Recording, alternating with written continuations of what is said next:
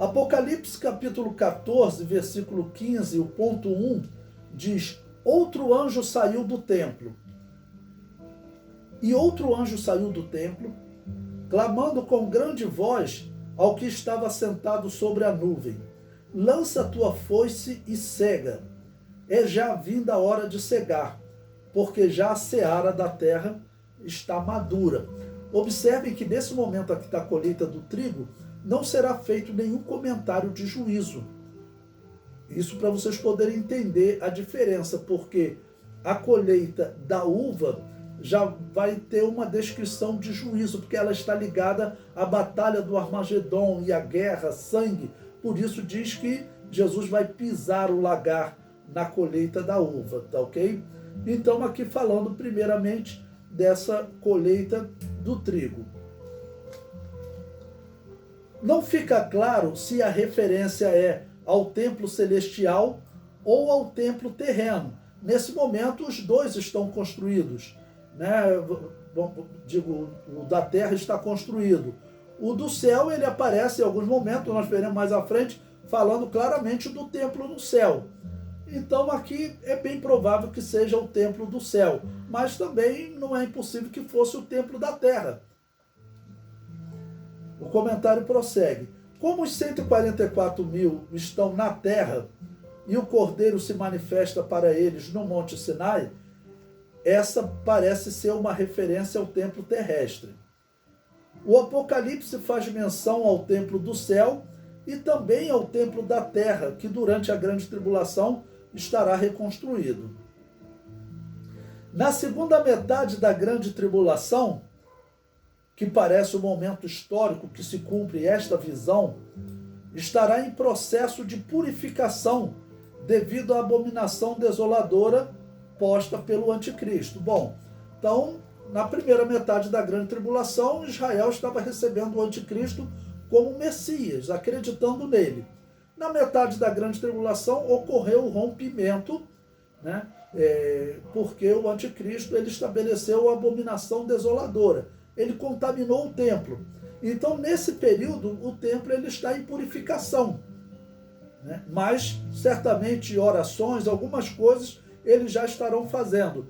Talvez utilizando um pátio, que era o altar dos holocaustos e a pia. Talvez eles não façam uso, né, do lugar santo, onde estava o castiçal, a mesa dos pães da proposição e o altar do incenso. E muito menos do Santo dos Santos, onde estaria a arca. Nós não temos certeza se eles encontrarão a arca em algum momento, né? E claro, o propiciatório sobre a arca. O comentário prossegue: questionamentos têm sido levantados sobre a utilização durante o milênio do templo utilizado pelo anticristo e talvez construído com incentivo dele. Bom, eu coloquei um talvez aí em destaque porque eu tenho visto muitos intérpretes na televisão, principalmente no YouTube, dizendo que o anticristo vai construir o templo. Eu não encontro a profecia falando sobre isso. Eu encontro uma profecia falando do anticristo assentado no templo, eu encontro profecia falando do anticristo colocando uma abominação desoladora, mas eu encontro falando do anticristo interrompendo o sacrifício e a oferta de manjares, mas ele construindo o templo, eu não encontro. Eu concordo que faz sentido pensar assim, muito provavelmente ele vai apoiar, ok? Porém, a Bíblia não afirma que ele apoiará. Ele pode chegar num cenário já encontrando o templo construído, tá ok? Porque a vontade de construir o templo está com os israelitas há milênios, podemos colocar assim, há quase 2000 anos.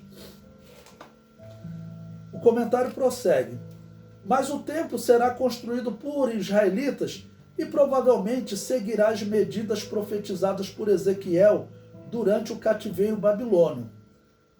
O propósito do templo é a adoração a Deus, e assim o mesmo templo construído durante a grande tribulação será utilizado no milênio. Bom, nesse ponto aqui nós já vamos começar a comparar a profecia de Ezequiel com o o sacrifício de animais no milênio ou só na grande tribulação? Vocês vão encontrar muitos intérpretes que falam do sacrifício de animais durante o milênio. E eu falo aí com tremendo respeito ao reitor do seminário que eu estudei, no Instituto Bíblico Pentecostal, o missionário Lourenço Ouço. Em seu livro Plano Divino através dos Séculos, ele defende que haverá sacrifício de animais durante o milênio. Nesse ponto eu discordo. Bom, o comentário continua. O propósito do templo é a adoração a Deus e assim o mesmo templo construído durante a grande tribulação será utilizado no milênio. Na verdade, eu fiz uma releitura.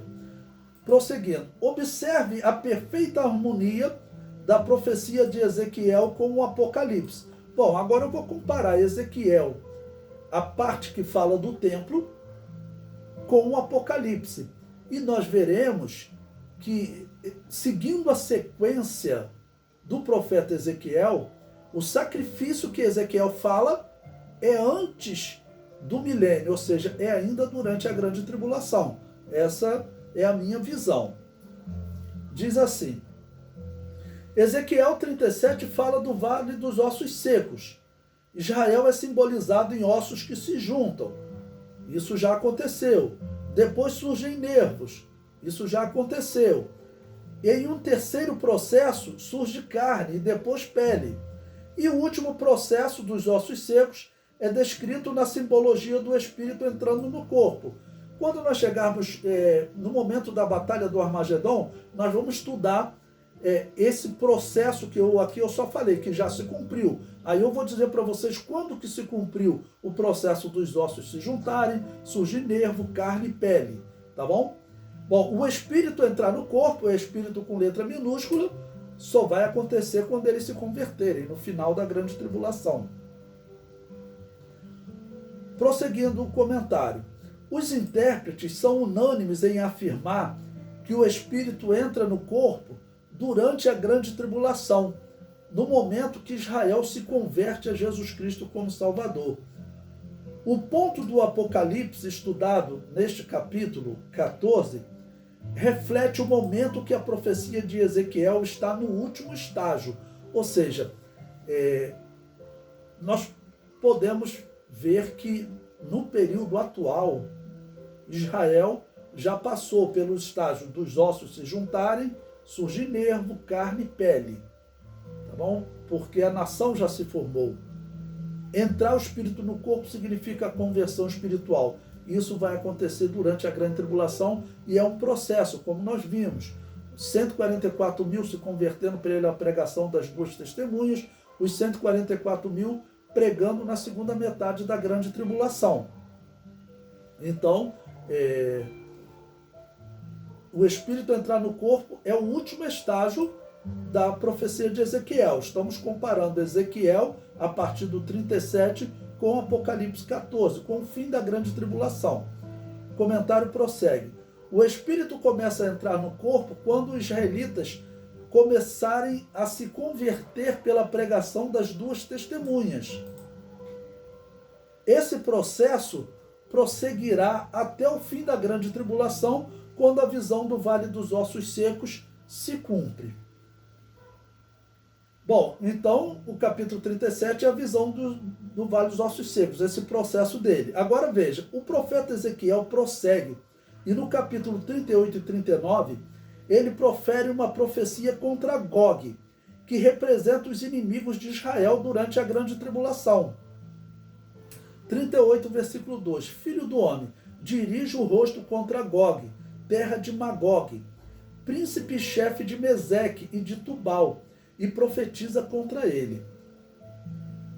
O comentário diz, importante saber que o Gog do profeta Ezequiel trata de um inimigo na grande tribulação, e o Gog de Apocalipse 20 trata de um inimigo no fim do milênio, ou seja, são inimigos diferentes. Gog, então, é uma expressão que faz referência aos inimigos de Israel. Ok? Tanto que esse inimigo aqui, Ezequiel vai dizer que ele vai ser exterminado na grande tribulação. Mas lá no fim do milênio, o dragão levanta outro inimigo. Bom, vimos Ezequiel 37 e 38. No final do capítulo 39, o profeta Ezequiel anuncia a aproximação da conversão de Israel. Então, olha, ele está na grande tribulação.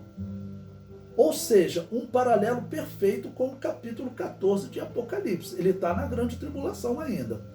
Então, vamos ver agora Ezequiel 39, versículos 27 a 29. Quando eu os tornar a trazer de entre os povos, e os houver ajuntado das terras de seus inimigos, e for santificado neles aos olhos de muitas nações, então saberão que eu sou Yahvé, seu Deus, vendo que eu os fiz ir em cativeiro entre as nações e os tornei a ajuntar para voltarem à sua terra, e nenhum deles excluí.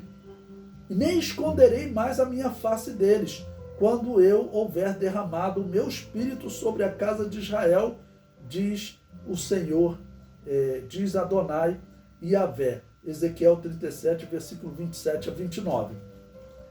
Então ele está retratando durante a grande tribulação, né, e aproveitando aquela dúvida que alguns geraram por causa de professores que diriam que o Espírito Santo não atuaria na grande tribulação, e tanto Joel diz, né?